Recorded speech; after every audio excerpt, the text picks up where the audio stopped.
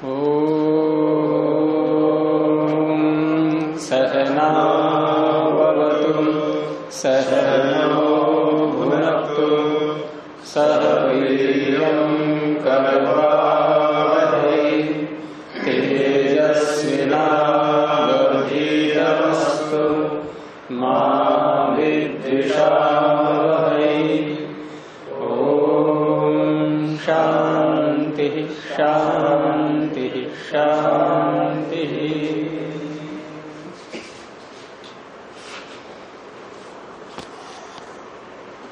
पीछे का पूछना है कुछ? कल कौन सा छल चल रहा था? वाक छल।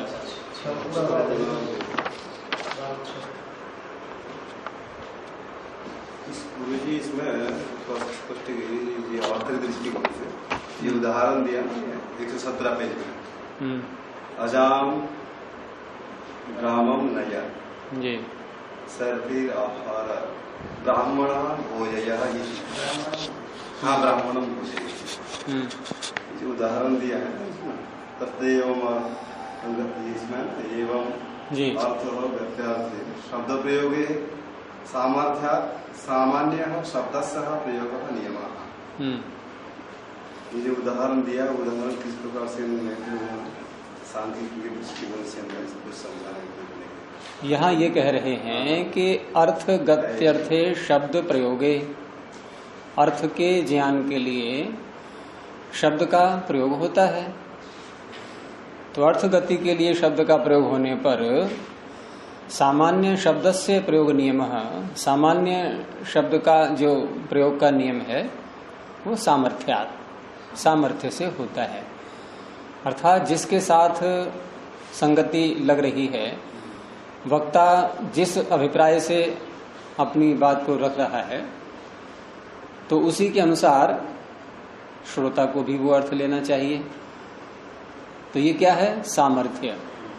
और जहां अर्थ की संगति नहीं लग रही है और वहां हम उस शब्द से अर्थ निकाल रहे हैं तो ये असामर्थ्य हो गया।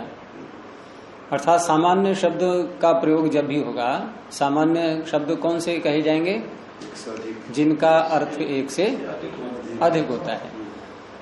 एक ही अर्थ होगा है वो तो विशेष शब्द बन जाएंगे, अधिक अर्थ होंगे तो सामान्य शब्द बोलेंगे उसको। अब वहां हम कैसे अर्थ करेंगे जब कई अर्थ हैं उसके? तो कहा कि जहां संगति लगे प्रकरण के अनुसार, देश काल परिस्थिति के अनुसार जो अर्थ घट रहा है वहां उसकी संगति लगा करके वो अर्थ निकालेंगे। उसका उदाहरण आगे दिया था कि अजाम ग्रामम नय वाक्य एक सामान्य सा ही है, क्योंकि अजा जातिवाचक शब्द है, ग्राम भी जातिवाचक शब्द है, ये सामान्य शब्द हो गए दोनों। अब अनेक बकरियां इसके अर्थ हैं, ग्राम भी बहुत सारे हैं, लेकिन जहां ये बोला जा रहा है तो वहां वक्ता कौन सी बकरी को, कौन से गांव को बोलना चाह रहा है ये देवी श्रोता को पता है, लेकिन वो छल करना है उसके लिए। जातिवाचक के लिए जाएगा वह व्यक्ति का, ये कौन सा इस ढंग से क्या? हाँ, जातिवाचक अगर बोलना है तो वहां एक अलग प्रकार का वाक्य बनेगा। वहां अजाम ग्राम नए वाक्य तो बनेगा नहीं, क्योंकि सारी जाति को आप कौन से गांव में रखोगे? बकरियां कितनी हैं पूरे पृथ्वी के ऊपर? एक गांव में आ जाएंगी सारी, तो जाति को तो रख नहीं सकते किसी एक गांव में। हाँ, अब जब मान लो एक जाति के विषय में कोई प्रयोग हो रहा है, कहीं बकरियों के कोई गुणधर्म, उनकी विशेषताएं बताई जा रही हैं, बकरियां ऐसी होती हैं, तो वहां पर आप सारी जाति ले सकते हैं, वहां जाति ही अर्थ निकलेगा। अब वहां जाति अर्थ में यदि किसी ने प्रयोग किया है और वहां यदि छल करेगा तो कोई कैसे करेगा?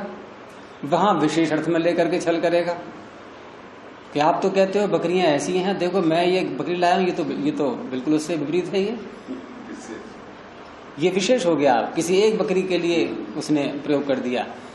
जैसे हम लोग कहते हैं ना कि गायें कैसी होती है, बहुत सीधी होती हैं। प्राय करके वाक्य सुनने को मिलेगा आपको, गायें बहुत सीधी होती हैं, लेकिन कोई कोई गाय बड़ी खूंखार होती है, अपने शरीर पर आपको हाथ भी नहीं रखने देगी, बहुत खूंखार गाय। बहुत सारी गाय बिना रस्सी बांधे आराम से निकाल। हाँ, और बहुतों के पैर बांधने पड़ते हैं। तो सामान्य धर्म जो बताया जाता है वो आवश्यक नहीं है कि हर व्यक्ति में घटे, प्रायः करके वो धर्म देखा जाता है, उसका प्रयोग कर दिया। तो अजाम ग्रामम नए यहाँ पर विशिष्ट बकरी के लिए, विशिष्ट गांव के लिए वक्ता प्रयोग करना चाह रहा है, और सामान्य अर्थ लेकर के उसका यदि कोई छल से खंडन कर रहा है तो ऐसे उदाहरण बनेंगे यहाँ। ऐसे ही सर्पिराहार घी के विषय में है, घी जातिवाचक शब्द है, यहाँ विशेष घी के लिए ही वक्ता कहना चाह रहा है। ब्राह्मणम भोजय, ब्राह्मण को भोजन कराओ, तो ब्राह्मण जातिवाचक शब्द होने पर भी यहाँ किसी विशिष्ट ब्राह्मण के लिए ही कहना हो रहा है। तो इस तरह से ये सामान्य शब्द जो हैं भले ही सामान्य हैं ये, परंतु अर्थावयवेषु, आगे आ रहा है ना वाक्य कि सामान्य शब्दः सन्तः, सामान्य शब्द होते हुए भी अर्थावयवेषु, क्योंकि अर्थ उनका हो गया बहुत विस्तृत, बहुत व्यापक अर्थ हो गया। अब उसमें से अवयव कुछ अंश ले लिया, उसमें ये प्रयुक्त किए जाते हैं। सामर्थ्याद यत्र अर्थ क्रिया देशना, सामर्थ्य से जहां अर्थ की क्रिया का आदेश, उसका पालन जहां हो सकता है संभवती, तत्र प्रवर्तन्ते। न अर्थ सामान्य, सभी अर्थों में नहीं, जितना जितना अर्थ उससे निकल रहा है पूरे पूरे में क्रिया आप नहीं कर सकते। अजाम ग्रामम नय कहने से क्या कोई है ऐसा व्यक्ति संसार में जो सारी बकरियों को हाँक के ले जाए? तो इसीलिए कहा कि न अर्थ सामान्य, अर्थ सामान्य में वो क्रिया का आदेश घटेगा ही नहीं, क्रिया की पूर्ति संभव ही नहीं है। क्रिया देशना संभवात, जो आगे कहा है ना, क्रिया करने का जो आदेश दिया गया कि बकरी को गांव ले जाओ, ये क्रिया का आदेश असंभव है। अगर हम सामान्य अर्थ ले लें तो वो संभव नहीं है।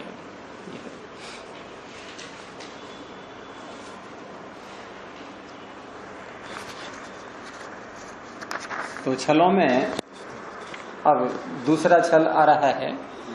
अभी तक हमने कौन सा छल देखा था? ये वाक छल।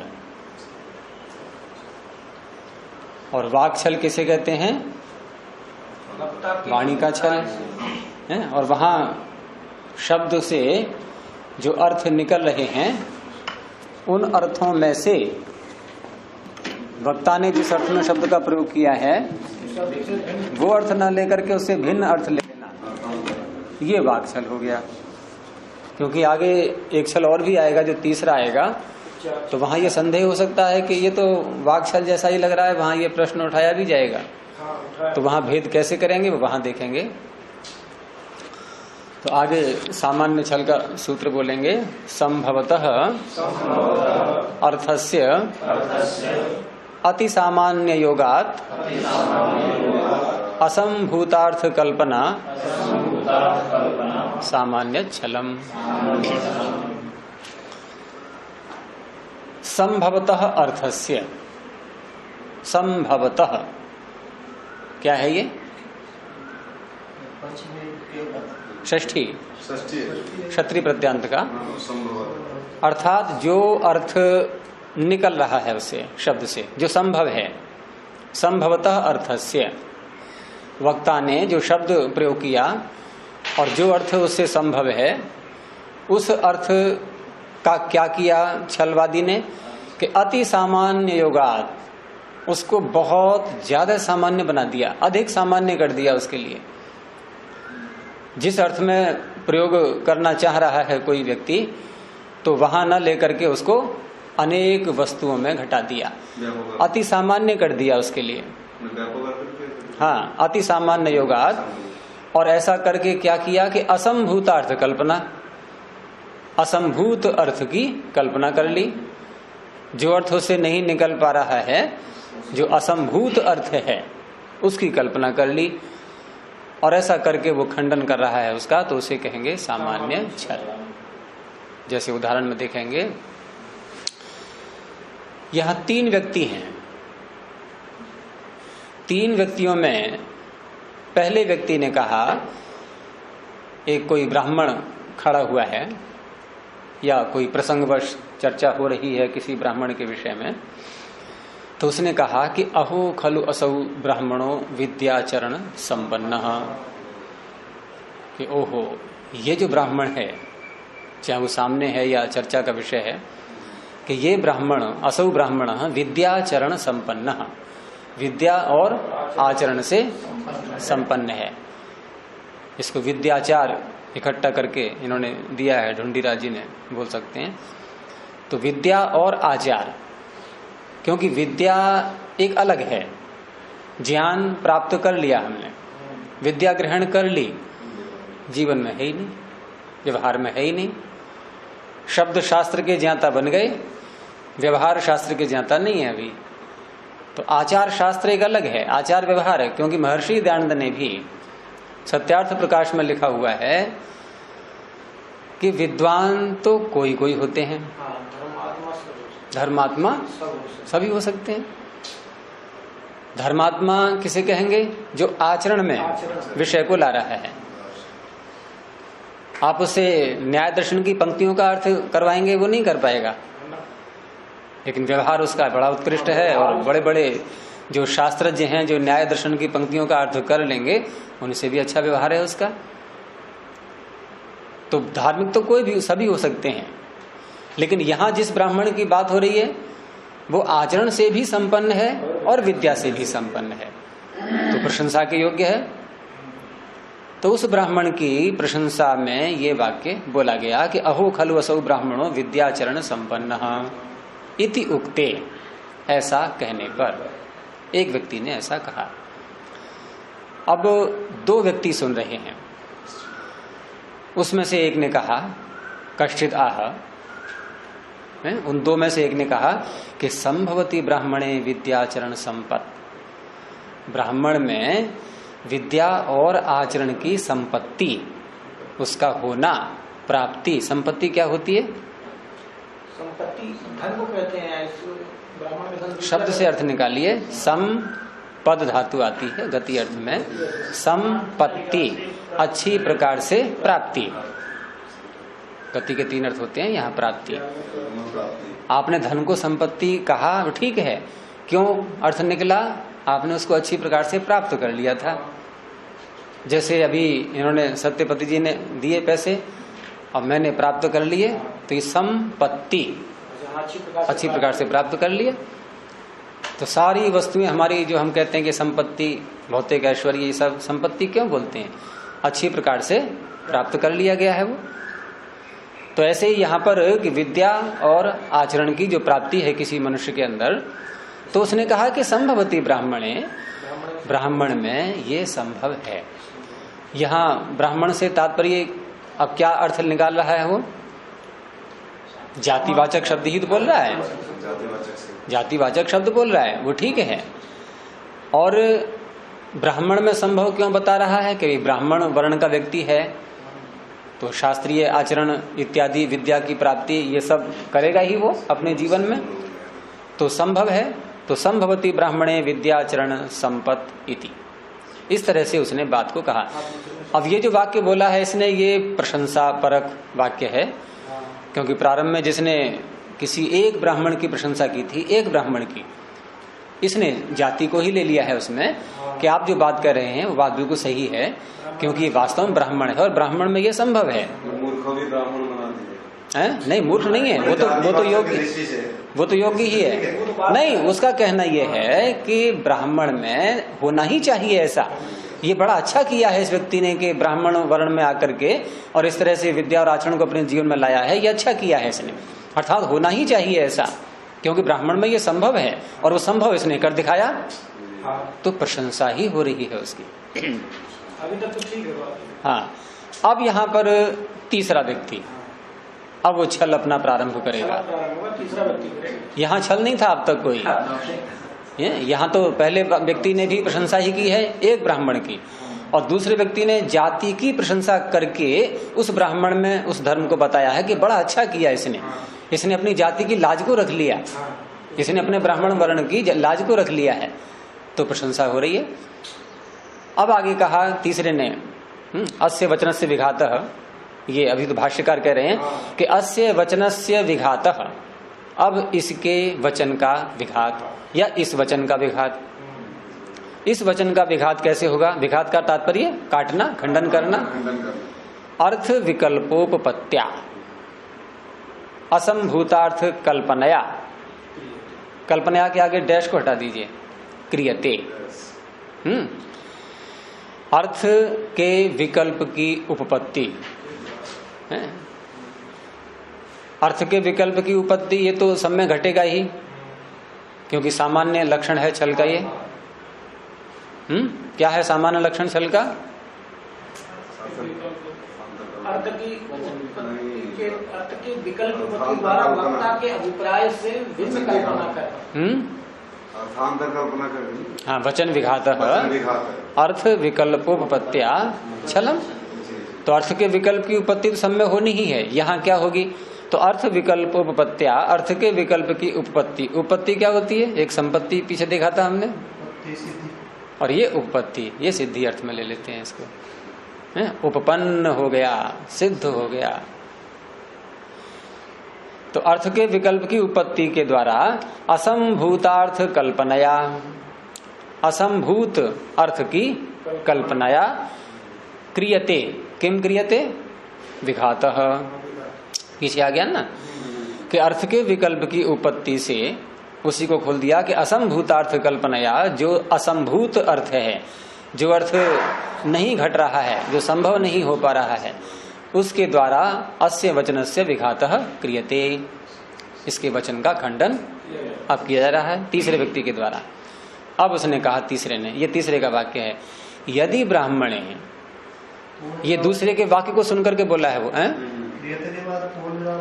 क्रियते के बाद आप डैश लगा लीजिए। वो डैश यहाँ है, असल में डैश जो लगा है पीछे गलत लग गया है, वो यहाँ लगना चाहिए क्रियते के आगे। चलो पूर्ण विराम तो कोई बात नहीं है, और डैश भी लगा सकते हैं कि यदि ब्राह्मणे, ये जो है तीसरा बोल रहा है, ये दूसरे के वाक्य को सुन के बोल रहा है, ध्यान रखना। पहले के वाक्य से कोई संबंध नहीं इसका, पहले वाले का। कि तुमने कहा कि ब्राह्मण में ये संभव है, तो कहा यदि ब्राह्मणे विद्याचरण संपत्ति संभवती। यदि ब्राह्मण में, अर्थात सारी जाति ले रहा है वो, कि विद्या और आचरण की संपत्ति संभव है, तो व्रात्य भी संभव है।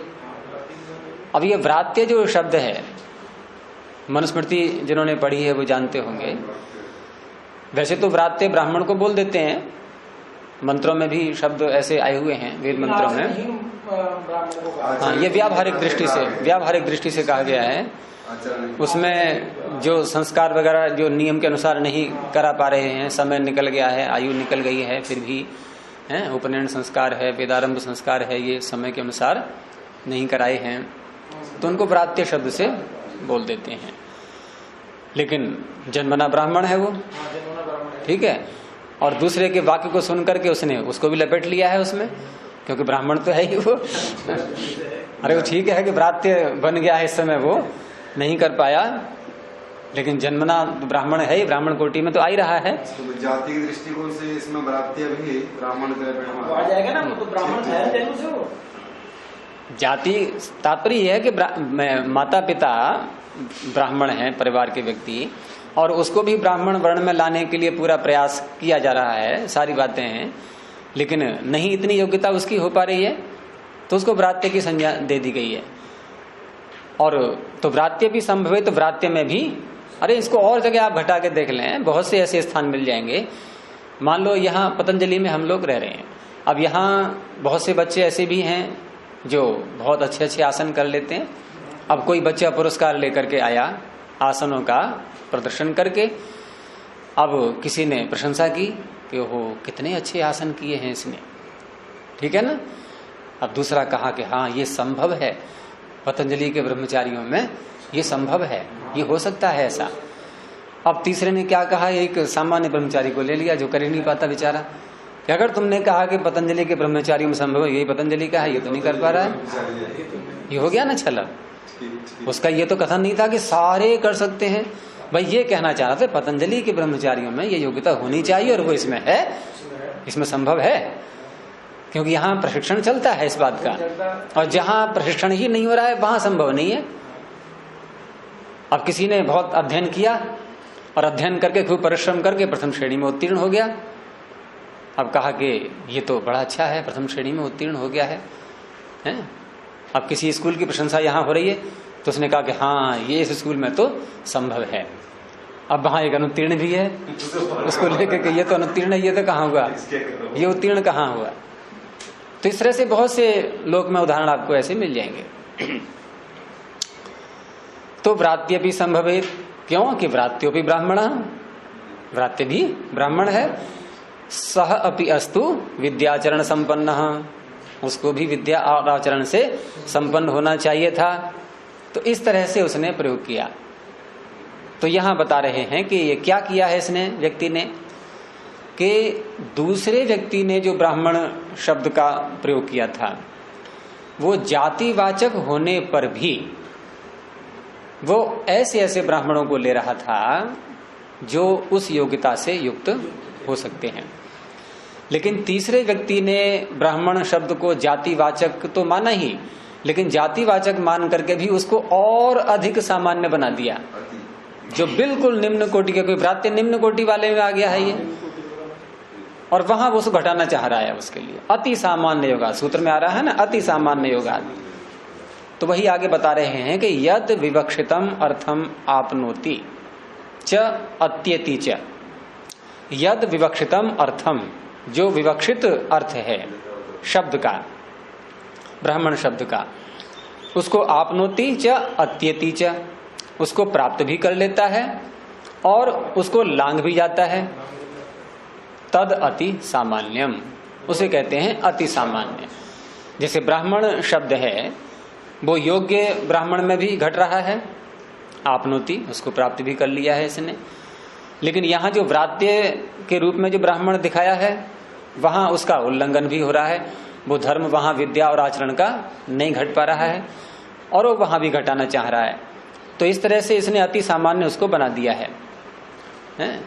यथा, इसी को आगे खोला है कि यथा ब्राह्मणत्वम विद्याचरण संपदम क्वचित आपनोति क्वचित अत्येति। ब्राह्मणत्व, ब्राह्मणत्व क्या है, विद्या और आचरण का होना, विद्या आचरण संपत्ति, विद्या और आचरण की संपत्ति, यही तो ब्राह्मणत्व है। तो विद्या आचरण संपदम, विद्या और आचरण की संपत्ति को क्वचित आपनोति क्वचित अत्येति, अर्थात जिससे हम अपने को ब्राह्मण कह सकें, जो ब्राह्मणत्व हमारे अंदर आता है वह ब्राह्मणत्व किसी ब्राह्मण में तो संभव हो पाता है और किसी में नहीं हो पाता है। क्यों? क्योंकि विद्या और आचरण की संपत्ति को कोई प्राप्त कर पाता है, कोई नहीं प्राप्त कर पाता है।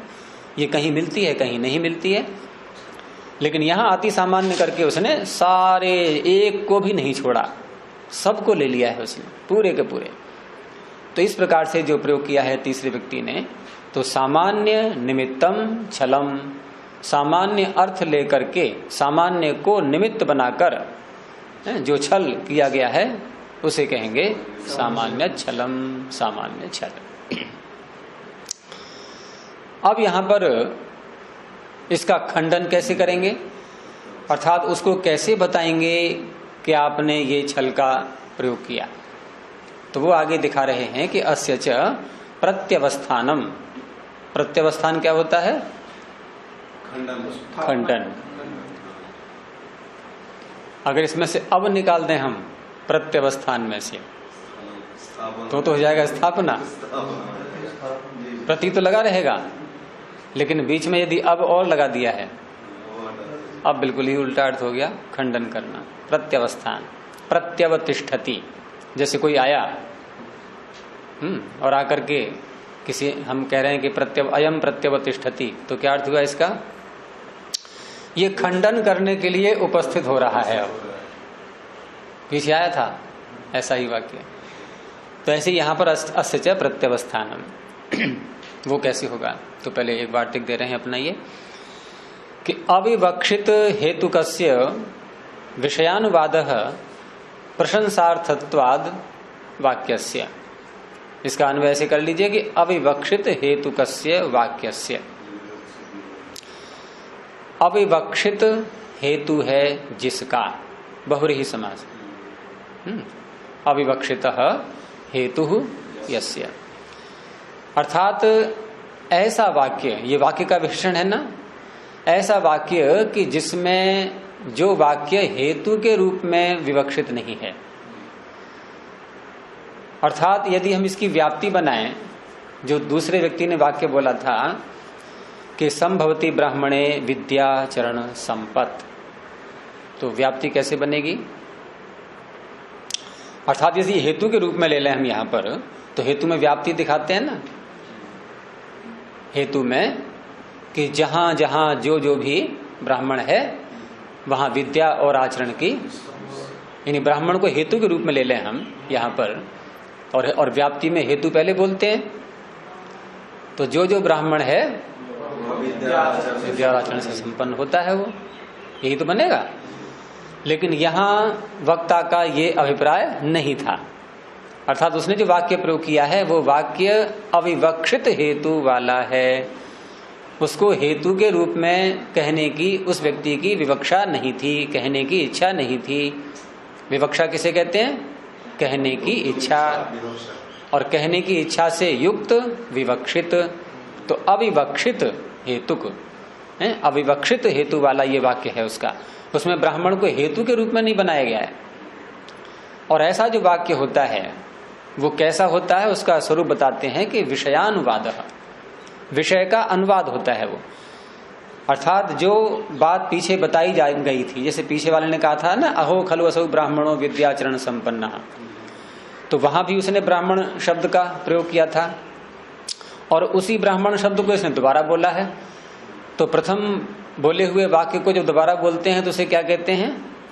अनुवाद, पश्चात बोलना। और कोई भाषांतर करते हैं जब किसी भाषा का दूसरी भाषा में, तो उसको बोलते हैं ना अनुवाद। क्यों बोल रहे हैं वहां अनुवाद? उसी बात को दूसरी भाषा में कह रहे हैं, बस बात तो वही है, कोई नया कथन तो नहीं है, तो इसलिए उसको अनुवाद कहते हैं। अब जो अर्थ अनुवाद शब्द से निकल आया वो ट्रांसलेशन से निकल जाएगा। अब कोई भी शब्द प्राय करके जैसे जिसका वो अर्थ नहीं निकल पाता है। अब ट्रांसलेशन की करो व्युत्पत्ति, जैसे अनुवाद की कर ली हमने कि पश्चात वाद अनुवाद, और ट्रांसलेशन में क्या करेंगे? तो ये है संस्कृत की विशेषता है। एक भाषा से दूसरी भाषा में परिवर्तित, ये तो आपने हिंदी में बोला ना, ट्रांस का और लेशन का, उनमें से निकालें अर्थ को। जैसे हमने अनुवाद किया कि अनु का ये अर्थ है, वाद का ये अर्थ है, शब्दों का हो जाता है। जैसे रिटायर, री माने दोबारा टायर्ड, थकना, दोबारा थकना, अर्थात पूर्व जन्म में उसने रिटायरमेंट थका होगा, नौकरी की होगी, इस जन्म में फिर ऐसे हो गया है। मतलब नहीं, आपने कहा कि री का अर्थ फिर टायर का अर्थ थकना, ये अर्थ कहाँ से लाए? ये अर्थ कहाँ से निकला? अब प्रश्न ये उठेगा। हाँ, तो री का अर्थ ये कैसे निकला? जैसे हम लोग धातु से अर्थ निकालते हैं, या टायर का अर्थ थकना है, ये कहाँ से निकलेगा? जैसे हम मनुष्य की व्याख्या करते हैं,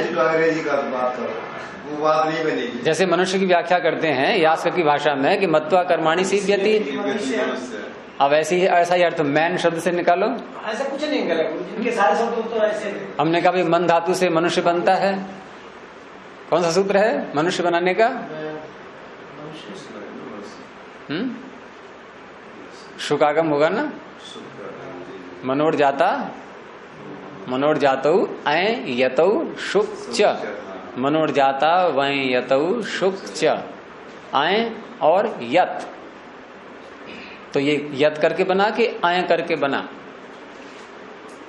ये तो साफ दिख रहा है, मनुष्य।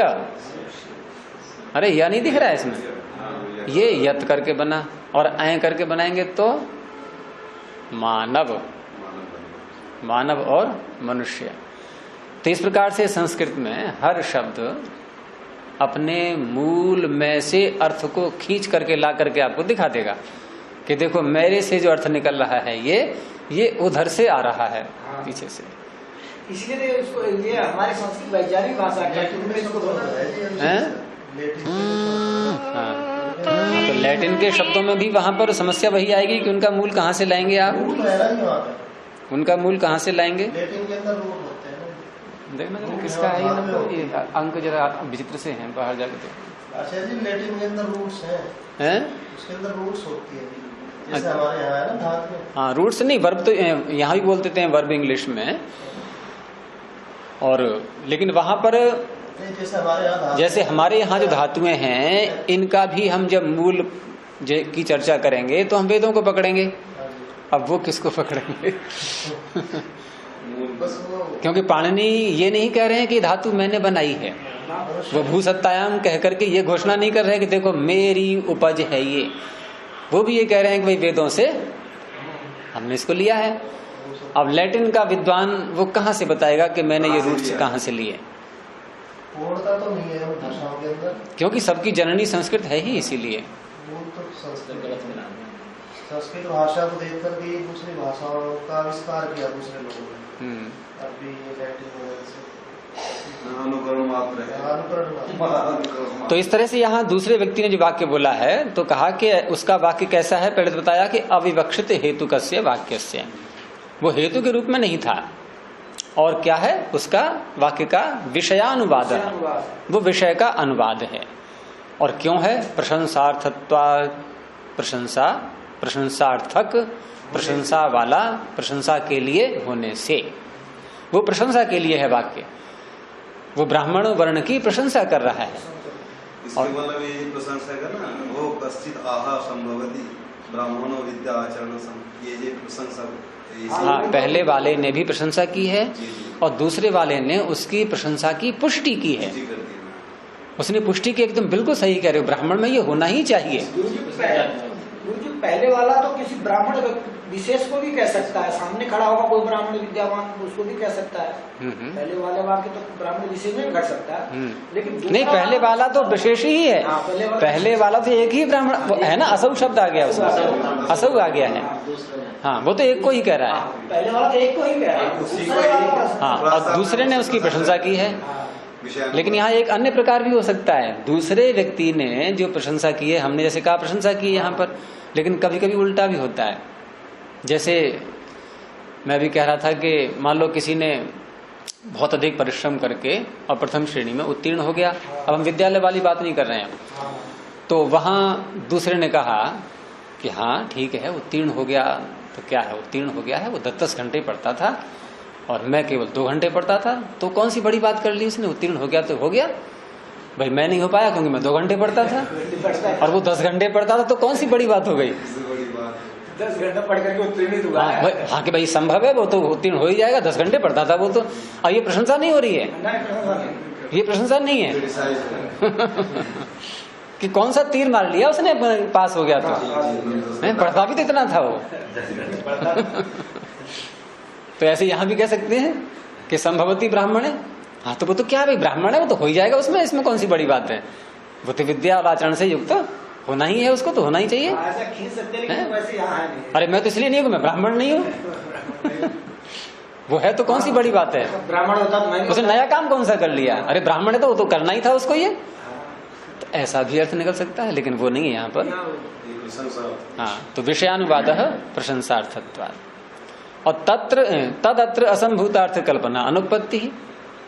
अब यहाँ पर जो है इस वाक्य में जो कि प्रशंसा के लिए बोला गया है, विषयानुवाद मात्र है ये, तो यहाँ असंभूतार्थ कल्पना, असंभूत अर्थ की कल्पना नहीं करनी चाहिए, अनुपत्ति ही, उसकी सिद्धि नहीं होनी चाहिए, क्योंकि प्रशंसा के लिए है ये।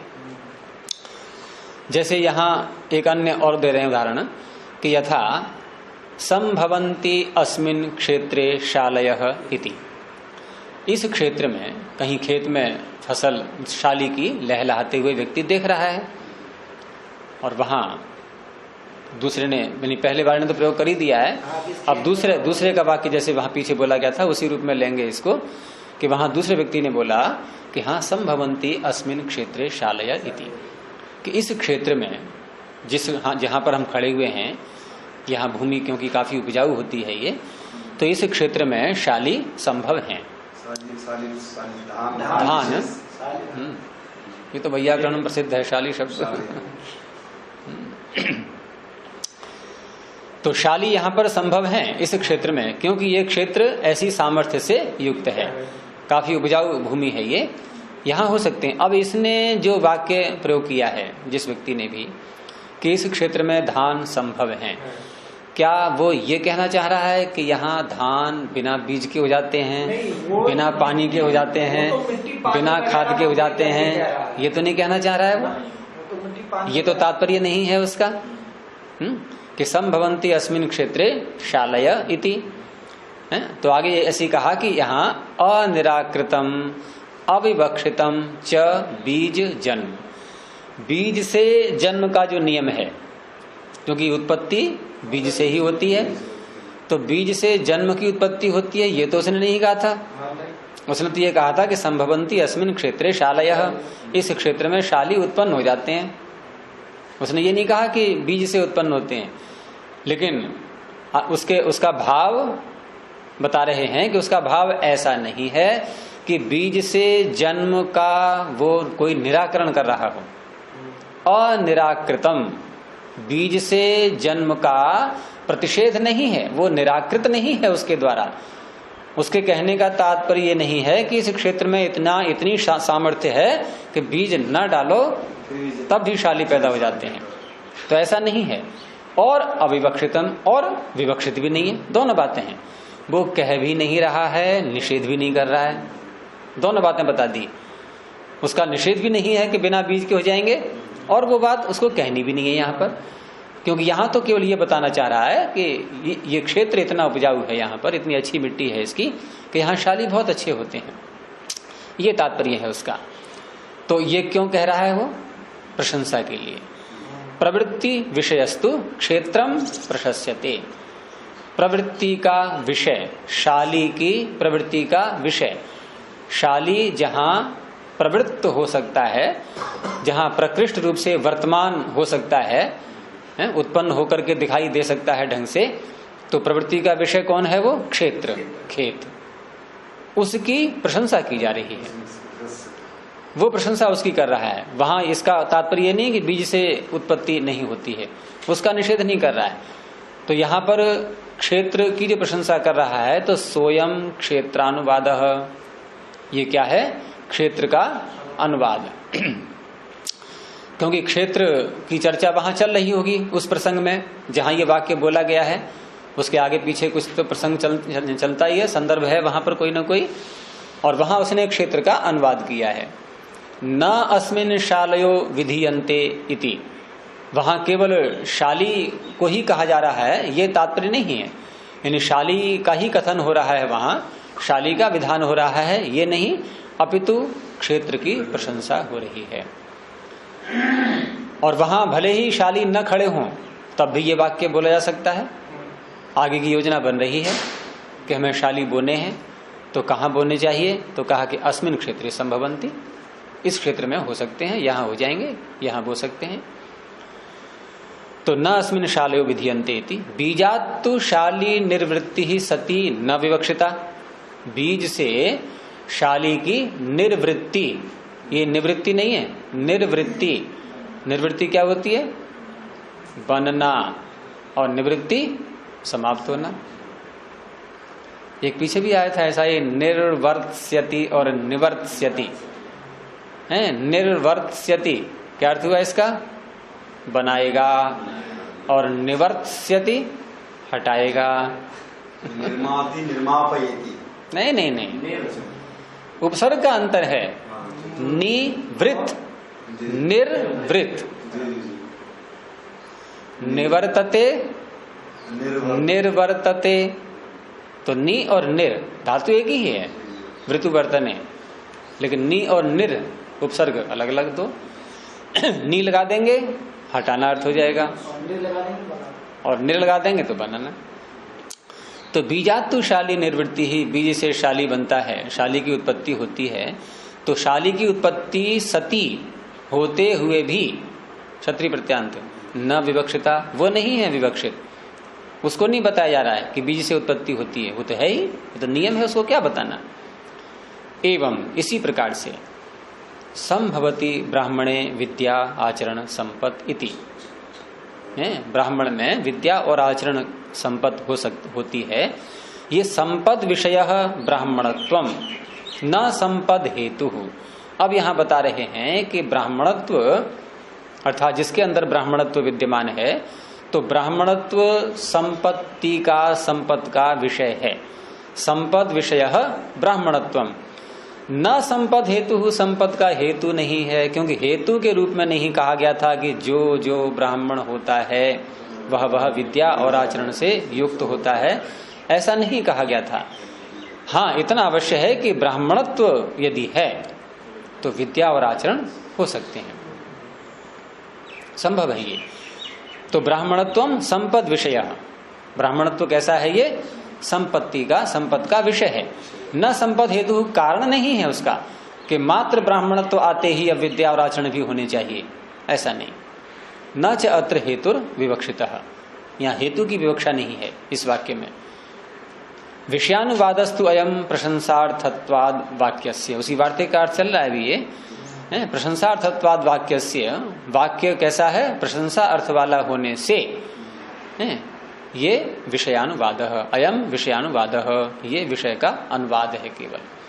कि सति ब्राह्मणत्वे संपद हेतु समर्थ इति, ब्राह्मणत्व होने पर ये संपत्ति भी हो सकती है, संपद हेतु समर्थ इति। अगर ब्राह्मणत्व नहीं है तो ये संभव नहीं है। तो सति ब्राह्मणत्वे संपद हेतु समर्थ, ब्राह्मणत्व होने पर संपद हेतु समर्थ है। तो विषयम च प्रशंसता वाक्येन, विषय की प्रशंसा करते हुए वाक्य के द्वारा, विषयम च प्रशंसता वाक्येन यथा हेतुतः फल निर्वृत्ति ही। इसमें एक तत् शब्द को और बढ़ा लें आगे, तन न प्रत्याख्यायते। विषयम च प्रशंसता वाक्येन यथा हेतुतः फल निर्वृत्ति ही, इतना करके कॉमा लगा दीजिए और आगे न से पहले तत् को और जोड़ देना है, तन न प्रत्याख्यायते। अर्थात जो वाक्य विषय की प्रशंसा कर रहा है तो वहां यथा हेतुतः फल निर्वृत्ति ही, जिस जिस हेतु से भी फल की निर्वृत्ति होती है, जिस जिस कारण से फल संपन्न हो पाता है, जैसे शाली को ही ले लें तो शाली में बीज, पानी, खाद, अच्छी जुताई, जो भी कारण हो सकते हैं, वर्षा का होना, ये सब जिन जिन हेतुओं से फल की सिद्धि होगी, तन न प्रत्याख्यायते, उसका प्रत्याख्यान नहीं हो रहा है। किसके द्वारा? उस वाक्य के द्वारा जो प्रशंसा परक है, जो प्रशंसा कर रहा है। प्रशंसा करने वाले वाक्य के द्वारा ये हेतुओं का प्रत्याख्यान नहीं है, जिन जिन हेतुओं से फल की निवृत्ति होती है उसका प्रत्याख्यान। यहां भी देखो निर्वृत्ति शब्द है, ध्यान रखना, फल निर्वृत्ति ही तन न प्रत्याख्यायते। तो वैसे ही वहां पर है कि संभवती ब्राह्मणे विद्या आचरण संपद, तो वहां पर ये वाक्य प्रशंसा कर रहा है, और प्रशंसा कर रहा है तो वहां ये तात्पर्य नहीं है उसका कि बिना विद्या पढ़े, बिना परिश्रम किए, बिना जीवन की एक एक क्रिया को देखते बिना देखे ये सारा उसने आचरण अपना लिया, जीवन में विद्या प्राप्त कर ली, ऐसा नहीं है। अर्थात जिन जिन हेतुओं से विद्या और आचरण उसके जीवन में आ सकते हैं उनका खंडन नहीं है, मात्र प्रशंसा है। तो तद एवं सति, इस प्रकार से होने पर वचन विघातः असंभूतार्थ कल्पनया, असंभूत अर्थ की कल्पना से जो वचन का विघात किया गया है, वचन का खंडन किया है, उसका ये न उपपद्यते, ये संभव नहीं है, यहां उत्पन्न नहीं हो सकता वो। तो ये इस तरह से हम उसके वाक्य का खंडन करेंगे। चले आगे। अब अगला छल आया, उपचार छल। तो सूत्र बोलेंगे, धर्म विकल्प निर्देशे अर्थ सद्भाव प्रतिषेध उपचार छलम। धर्म विकल्प निर्देशे, एक शब्द सामान्य अर्थ को भी बोलता है। यहां सामान्य को न लें, वैसे ले लें कि कोई शब्द प्रधान अर्थ को भी कहता है और गौण अर्थ को भी कहता है ना, और उसको ऐसे भी कह सकते हैं, जैसे हम लोग बोलते हैं कि अभिधा, लक्षणा, व्यंजना, तो अभिधा में भी शब्द का प्रयोग होता है, लक्षणा में भी होता है। और यहाँ धर्म विकल्प निर्देशे, जिस अर्थ में वक्ता ने शब्द का प्रयोग किया है वो अर्थ न लेकर के, उसमें धर्म का विकल्प करके दूसरे अर्थ को लेकर के, और अर्थ सद्भाव प्रतिषेध, क्योंकि ये जो छल है ना, उपचार छल, ये वहीं लगेगा प्रायः करके। वैसे तो अगर वक्ता ने प्रधान अर्थ में प्रयोग किया है तो गौण लेकर के भी यदि बोला जाएगा, खंडन किया जाएगा, तब भी उसको उपचार छल कह सकते हैं। लेकिन प्रायः करके ये वहां आता है उपचार छल कि जहां वक्ता ने गौण अर्थ में शब्द को लिया है और खंडन करने वाले ने अभिधा अर्थ, मुख्य अर्थ को लेकर के उसका खंडन किया है। और मुख्य अर्थ को क्या कहते हैं? सद्भाव। यानी शब्द से वास्तव में जो अर्थ निकल रहा है, बिना कोई घुमाव फिराव किए सीधा सा जो अर्थ निकल रहा है। जैसे प्राय करके बच्चों से हम लोग जब बात करते हैं तो बच्चे हमारे वाक्यों का, हमारे शब्दों का अर्थ कैसे लेते हैं? वो अभिधा से लेते हैं, वो लक्षणा से नहीं ले पाएंगे, इतनी योग्यता नहीं है उनकी। यानी कि सरलता से जो अर्थ निकल रहा है शब्द का, जैसा बोला वैसा ही अर्थ उसका।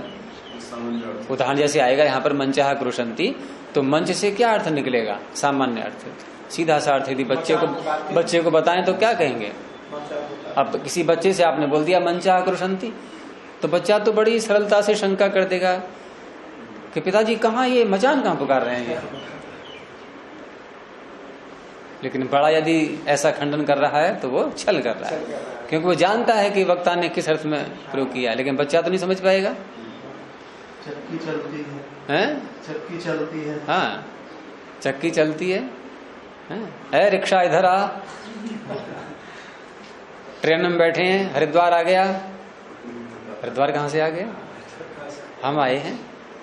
तो बहुत से ऐसे शब्द आते हैं और एक सूत्र आगे आएगा ऐसा ही। सवारी, हमें सवारी वाले सवारी ढूंढते हो, सवारी हमें कहते हैं, वो रिक्शे वाले, ये जो है टांगे वाले, हमें सवारी कहते हैं, जबकि हम सवार हैं, सवारी उसके पास है। एक सूत्र ऐसा आगे आएगा न्याय दर्शन में, दूसरे अध्याय में ही आएगा। उसमें 10 प्रकार बताए हैं जहां ऐसे ऐसे हम अर्थ लेते हैं शब्दों के। उसमें 10 कारण होते हैं जहां हम उसको मुख्य अर्थ से हिलाते हैं। मुख्य अर्थ हो गया अभिधा वाला, और वहां से उसको हिलाया हमने उसके आसपास, और आसपास को ही कहते हैं उपचार। ये उपचार क्या होता है? उप माने समीप में, भाई बीच में एक बिंदु है, वहां शब्द का प्रयोग हो रहा है। अब बिंदु के आसपास हमने और भी घुमा दिया शब्द के लिए, तो समीप में ले जाना। चार चर गति अर्थ में आता है ना, भक्षण अर्थ में भी है, यहाँ भक्षण अर्थ नहीं लेना है। समीप में उसको ले जाना, समीप में उसको पहुंचा देना, जहां बीच में केंद्र बिंदु है वहां न रख करके उसको हिला करके किसी अन्य स्थान पर ले जाना। ये क्या है? उपचार। जैसे हम ये गुण, अभिधा, उपचार, ये समानार्थक अर्थ नहीं, अभिधा को अलग कर दीजिए। गौण और उपचार और भाक्त, गुण, भाक्त और लाक्षणिक, ये सब लाक्षणिक, गौण, भाक्त, औपचारिक, ये बन जाएंगे विशेषण एक ही अर्थ के। अभिधा का तो बिल्कुल ही अलग हो गया, वो तो बिल्कुल वही अर्थ है शब्द के अनुसार जो धात्वर्थ, धातु प्रत्यय से निकल रहा है। वहां उस तरह से लेंगे हम, लेकिन भाषा ऐसे नहीं चलती, हर जगह धातु को प्रत्यय लगाते रहिए। तो उपचार, तो एक सूत्र आगे आएगा कि सहचरण, स्थान, तादथ्य, वृत्त, मान, धारण, सामीप्य, योग, साधनादिपत्येभ्यो, ब्राह्मण, मंच, कट, राज, सक्तु, चंदन, शाटकान्न पुरुषेषु अतद्भावेपि तदुपचार। सूत्र लंबा है थोड़ा सा, तो ये आगे आएगा, उसमें 10 कारण गिनाए गए हैं।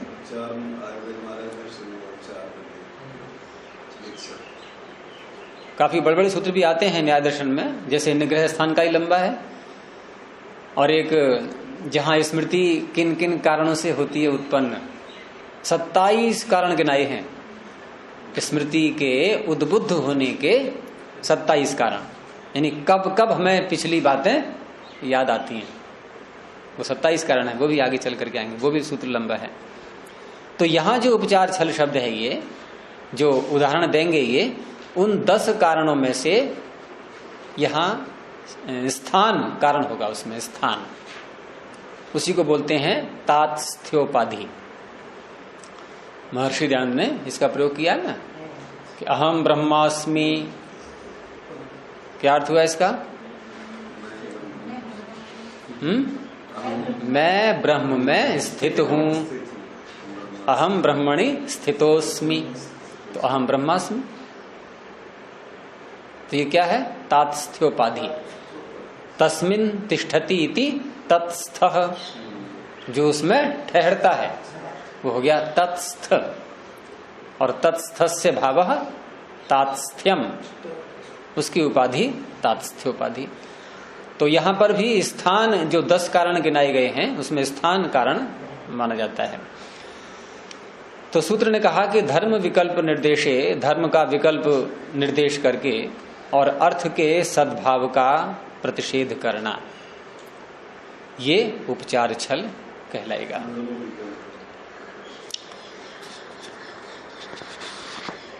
अब आगे भाष्य देखिए कि अभिधानस्य धर्मः यथार्थ प्रयोगः। पहले धर्म शब्द को बताते हैं, धर्म क्या है ये, क्योंकि सूत्र में कहा था धर्म विकल्प निर्देश। धर्म क्या है, लेकिन किसका धर्म पूछ रहे हैं? शब्द का। शब्द क्या है? अभिधान, कल आया था ना, नाम, अभिधान, वाचक। तो अभिधानस्य धर्म, अभिधान का धर्म क्या होता है? तो कहा यथार्थ प्रयोग, जो अर्थ उससे निकल रहा है उसी का प्रयोग करना, उसी को समझना, ये हो गया धर्म, अभिधान का धर्म। अब क्योंकि यहाँ शब्दों की ही चर्चा हो रही है तो शब्द का ही धर्म लेना है यहाँ। और फिर सूत्र में कहा गया कि धर्म विकल्प, तो धर्म विकल्प क्या हुआ? फिर धर्म तो हो गया यथार्थ प्रयोग, और धर्म का विकल्प क्या हो गया कि अन्यत्र दृष्टस्य अन्यत्र प्रयोग। शब्द का प्रयोग किसी एक अर्थ में होता है जो कि यथार्थ है, वहां होना भी चाहिए, लेकिन वहां जो प्रयोग देखा जा रहा है उसे अन्यत्र प्रयोग, अन्यत्र उसको ले गए। लेकिन यहां जो सूत्र में हम देखेंगे, यहां इस दृष्टि से देखेंगे कि लोक व्यवहार में शब्द का प्रयोग जिस अर्थ में देखा जा रहा है, ठीक है ना, और वहां से हमने हटा करके उसका अन्यत्र प्रयोग किया, ये हो गया विकल्प, धर्म का विकल्प। तस्य निर्देशे, उसके निर्देश में, तो सूत्र के जो सूत्र में शब्द आ रहा है उसी का विग्रह किया है इन्होंने कि धर्मस्य विकल्पः धर्म विकल्पः और तस्य निर्देशे धर्म विकल्प निर्देशे। उस धर्म के विकल्प के निर्देश में जब असद्भाव प्रतिषेध होगा तो उसे उपचार छल कहेंगे। तो उदाहरण दे दिया है आगे, यथा मंचाह क्रोशंती इति। अब मंचाह क्रोशंती जब कहा गया कि मचान पुकारते हैं, अब मचान यहाँ पर हम जहाँ प्रवचन वगैरह होते हैं उस मंच को भी ले सकते हैं, और खेतों में जो पशु पक्षियों से रक्षा करने के लिए व्यक्ति एक ऊंचा सा स्थान बना करके और वहां बैठ करके कभी कभी चीखते हैं, पटाखे छोड़ते हैं, कुछ करते हैं उड़ाने के लिए पक्षियों को या पशुओं को हटाने के लिए, तो वो वहां उनका भी प्रयोग होता है मंच शब्द से। उसको हमारे यहाँ कहते हैं उसके लिए टाण शब्द से भी प्रयोग करते हैं कि टाण बना ली है खेत में, बीज खेत में जो है ऊंचा करके 4 बल्लियां गाड़ करके उस पर बना लेते हैं ऊपर, तो वहां से आवाज देते हैं। तो मंचाह क्रोशंती ये वाक्य हो गया, प्रयोग में आ गया। अब यहां पर छलवादी ने क्या कहा कि अर्थ सद्भावेन प्रतिषेध, अर्थ सद्भाव से, अर्थ सद्भाव के द्वारा। क्या है अर्थ सद्भाव? जो उसका वास्तविक अर्थ है, यथार्थ अर्थ, जो वास्तविक अर्थ है, मुख्य अर्थ है, अभिधा से जो अर्थ निकल रहा है उसको ला करके सामने, और उसके द्वारा अब कर रहा है उसका खंडन। तो क्या कहा उसने कि मंचस्थाः पुरुषाः कृषन्ति न तो मंचाः कृषन्ति। तुम गलत क्यों बोल रहे हो? मंच नहीं पुकारते हैं, मंच ये क्रोशंती क्या होता है? क्रोशंती क्या है? ये क्रुश आह्वाने रोदने च, रोने में भी आती है ये। और आह्वान पुकारना, तो पुकारते हैं। तो न तो मंचाः कृषन्ति, मंच नहीं पुकार रहे हैं, मंचस्थाः पुरुषाः कृषन्ति, मंचस्थ पुरुष पुकार रहे हैं। इस तरह से उसने खंडन किया है। तो का पुनरत्र अर्थ विकल्पोपपत्ति ही, यहां प्रश्न किया कि अर्थ के विकल्प की उपपत्ति यहां क्या है, क्या हुई। उसने जो खंडन किया है अर्थ के विकल्प की उपपत्ति से, क्योंकि अर्थ विकल्प उपपत्ति शब्द कहां से ले आए? ये सूत्र क्या था अभी हमने पढ़ा था? धर्म विकल्प निर्देशे, धर्म विकल्प निर्देशे अर्थ सद्भाव प्रतिषेध। तो यहां पर अर्थ के विकल्प की उपपत्ति क्या की उसने कि अन्यथा प्रयुक्तस्य अन्यथा अर्थकल्पनम, अन्यथा प्रयुक्तस्य, प्रयोग करने वाले ने किसी अन्य अर्थ में प्रयोग किया है। और अन्यथा अर्थकल्पनम, खंडन करने वाले ने अन्य अर्थ में कल्पना कर ली उसकी। उसी को और खोला आगे कि भक्त्या प्रयोगे, प्रयोग कैसे हुआ है? भक्ति से। कौन सी भक्ति? यहाँ भक्ति वही है, उपचार है, गौण प्रयोग। भज सेवायाम भक्ति बनती है, तो वहां उसको भक्ति शब्द को गौण अर्थ में भी लेते हैं। तो भक्त्या प्रयोगे, भक्ति से प्रयोग किया गया है। और प्राधान्येन कल्पनम, और कल्पना कैसी कर ली? प्रधान रूप से, औपचारिक अर्थ में प्रयोग किया।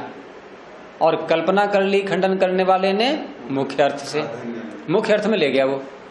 प्राधान्य यहां पर मुख्य अर्थ, यानी भक्त्या प्रयोगे प्राधान्य न कल्पनम, भक्ति से प्रयोग किए गए शब्द में प्राधान्य रूप से कल्पना करना, ये क्या कर दिया उसने? उपचार विषयम, उसने हिला दिया उसको। उपचार, उपचार से युक्त हो गया, उपचार विषय वाला हो गया।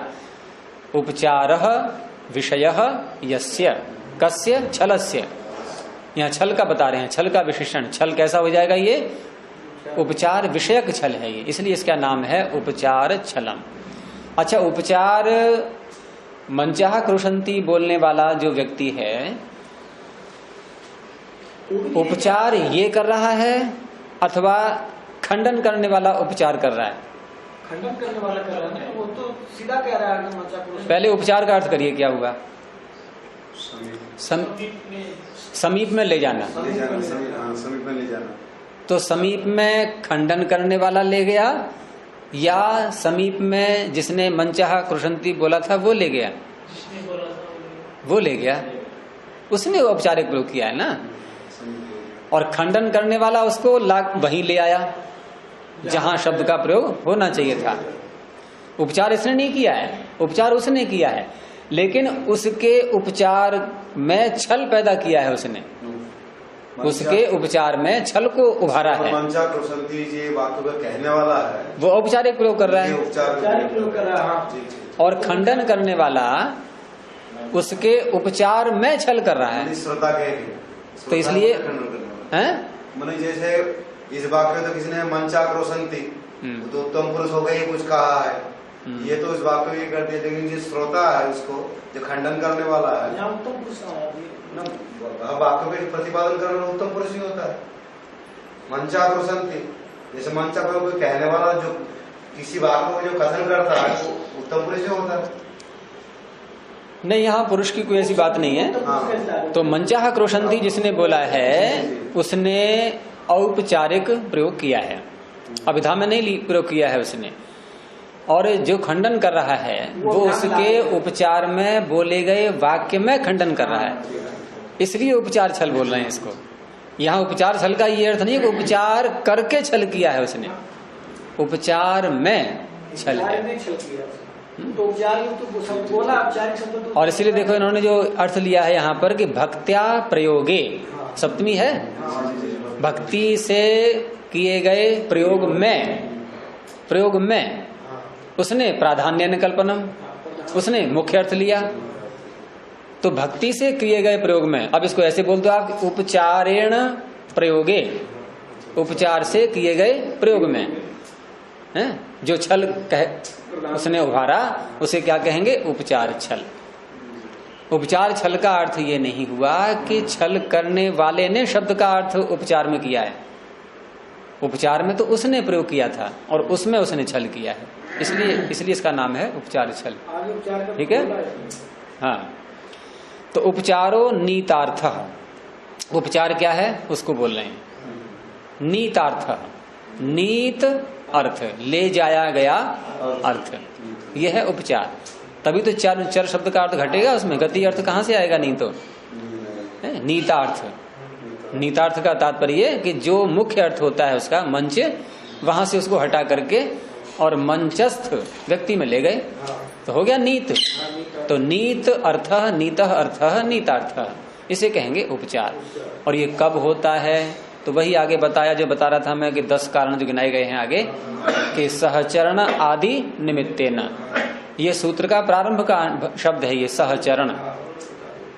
और ये दूसरे अध्याय के दूसरे आन्निक में ये सूत्र आएगा आपका 61 नंबर पर, आप खोल के देख लो। 2261 पे देखिए, उसमें पहला शब्द आएगा सहचरण।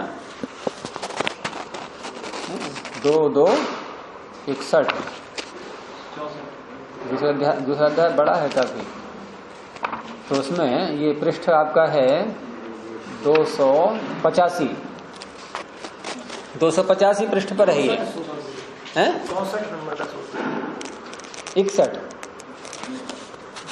61 नंबर का सूत्र है 285 पृष्ठ पर। हाँ, सहचरण स्थान तादर्थ्य वृत्तमान धारण सामीप्य योग साधनाधिपत्येभ्यो ब्राह्मण मंच कटराज सक्तु चंदन गंगा शाटकान्न पुरुषेश्व तद्भावेपि तदुपचारः। तो उसका पहला शब्द इन्होंने लिया है, आदि शब्द से आगे बोल दिया है कि सहचरण आदि निमित्तेन, सहचरण आदि निमित्त से अर्थ ले जाया जाता है। सहचरण आदि निमित्त से अर्थ नीत हो जाता है, नीतार्थ उसी को बोलते हैं। तो ऐसे यहां पर है मुख्य अर्थ मंच और नीतार्थ मंचस्थ, ये नीतार्थ हो गया। तो अतद भावे तद्वद अभिधानम, ये उपचार को खोल रहे हैं अभी कि अतद भावे तद्वद अभिधानम, अतद भावे जो वह नहीं है उसका न होना, जैसे मंच का न होना, मंच शब्द का अर्थ यहां पर मंच नहीं है अभी ये, और तद्वद अभिधानम मंच के समान बना दिया।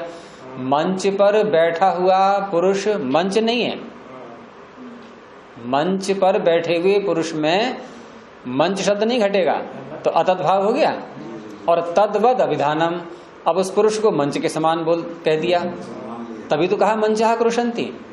अगर उन पुरुषों को हम मंच के समान न बनाएं तो मंचहा कृषन्ति कैसे बोलेंगे? तो अतद्भावे तद्वद अभिधानम, उसके समान बना देना, अतद्भाव में तद्भाव स्थापित कर देना, ये है उपचार। और भाषा है, समृद्ध भाषा कहलाती है ऐसी जहां इस प्रकार के प्रयोग होते हैं, क्योंकि भाषा हमारे भावों को व्यक्त करने का एक माध्यम है।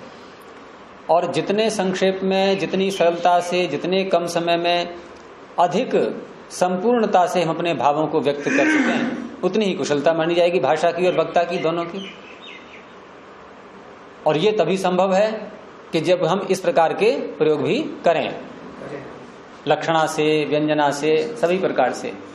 अगर केवल अभिधा से ही प्रयोग करते रहे तो बहुत लंबे लंबे वाक्य बोलने पड़ेंगे, है ना। तो इस तरह से यहाँ ऐसे प्रयोग आते हैं भाषा में, और उसमें अनेक प्रकार के फिर अर्थ निकलते हैं। भाषा बहुआयामी बन जाती है फिर। अब यही गुरुजी मंचस्था पुरुषः कृषन्ति इतना बोलना पड़ेगा, और यहाँ मंचा कृषन्ति हो गया, छोटा हो गया वाक्य। इतना जो है वाक्य खत्म हो गया।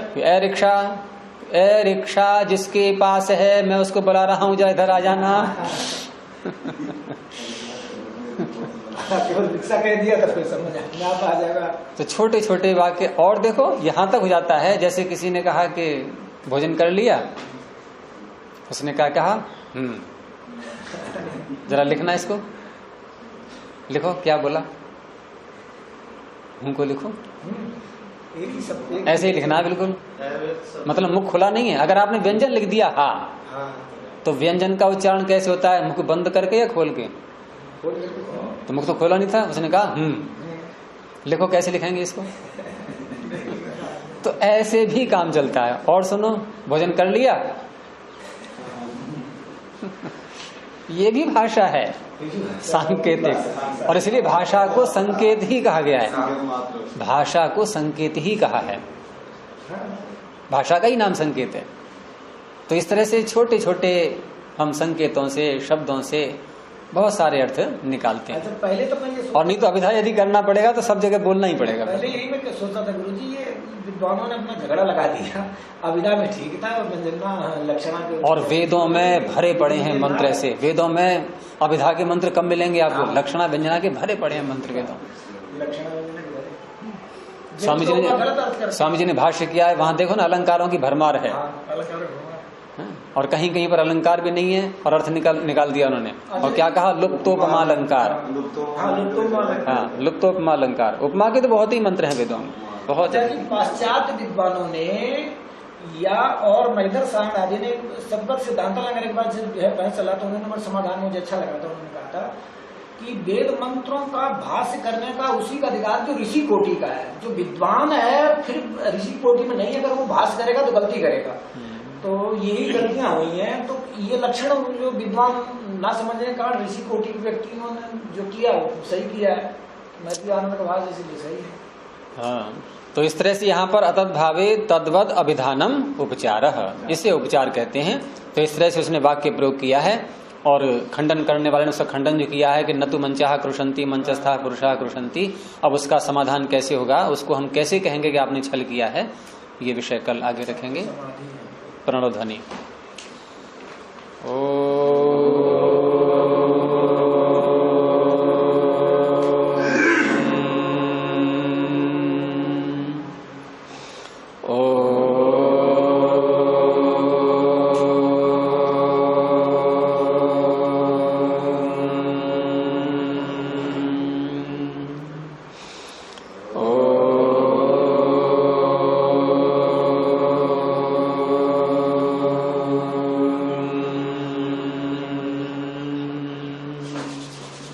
सर्वे